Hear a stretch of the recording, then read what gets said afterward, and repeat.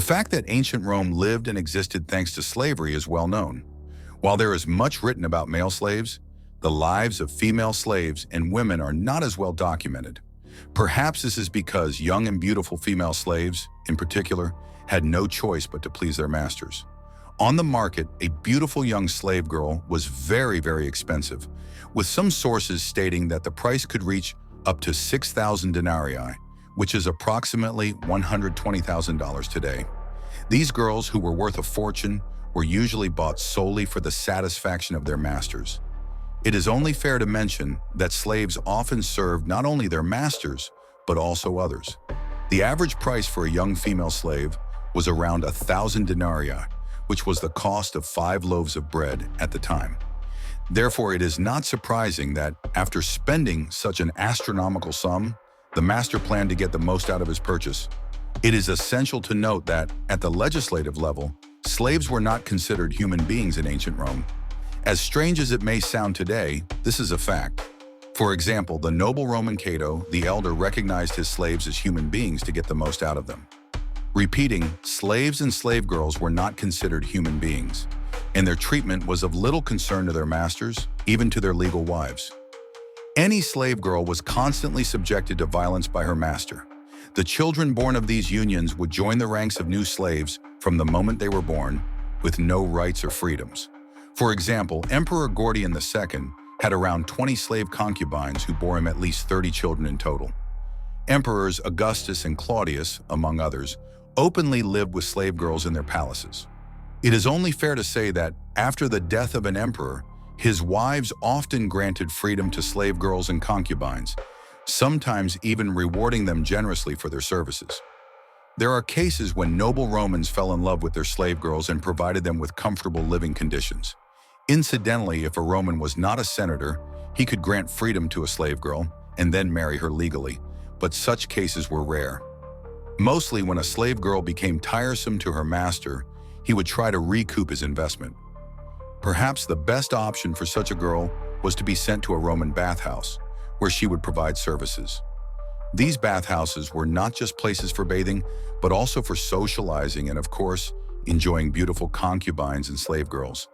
It is worth noting that even less wealthy Romans owned slave girls, although they were not of the same high class as those owned by the nobility. The purpose of acquiring them was usually the same: satisfaction of their needs. Only those who could not afford to buy a slave girl visited public brothels, which were called lupanares at the time. Interestingly, visiting public brothels was considered almost obligatory for Romans to relieve tension and avoid breaking the law, which strictly prohibited violence against free citizens. These services were an integral part of Roman life, and the activity was seen as protecting women from danger.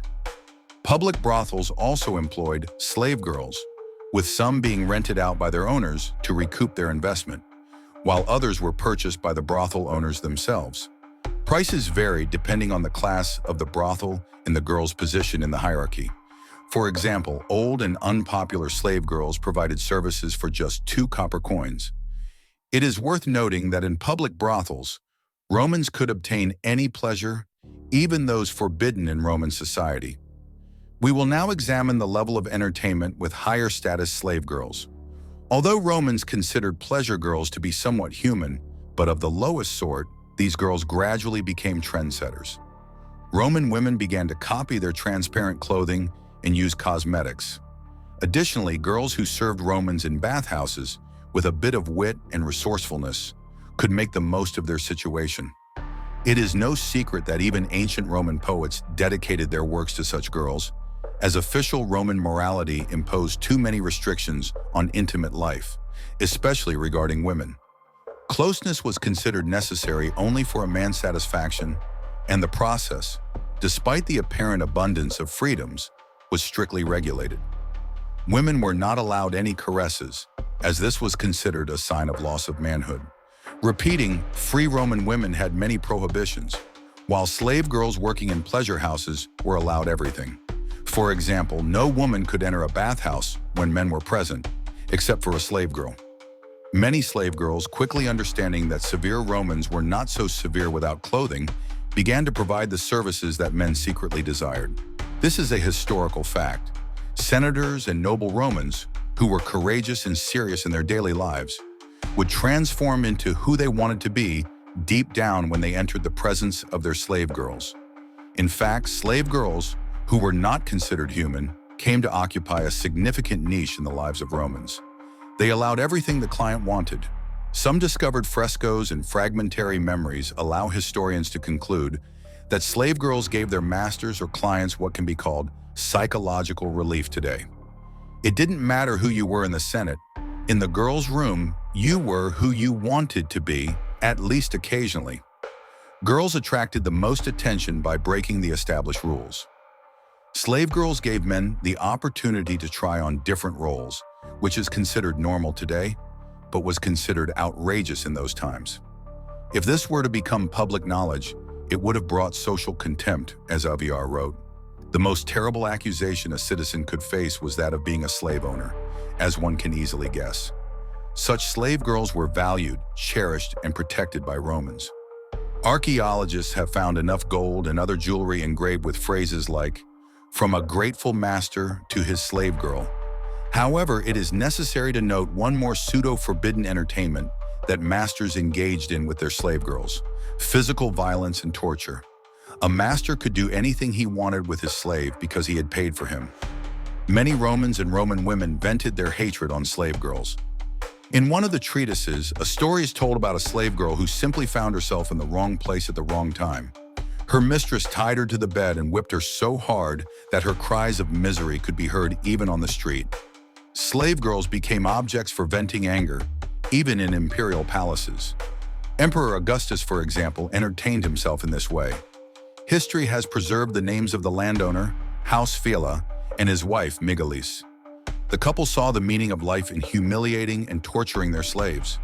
Megalis, in particular, invented various humiliations and punishments for her maids every day. When the slaves revolted, it was the slave girls who were tortured first, and then their bodies were thrown off a cliff.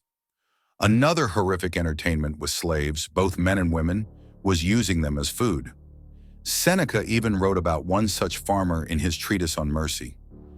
Any person should hate Pollio even more than his slaves hated him, because he fattened moray eels with human blood and ordered that any offender be thrown into a pool, which was nothing more than a pit of snakes.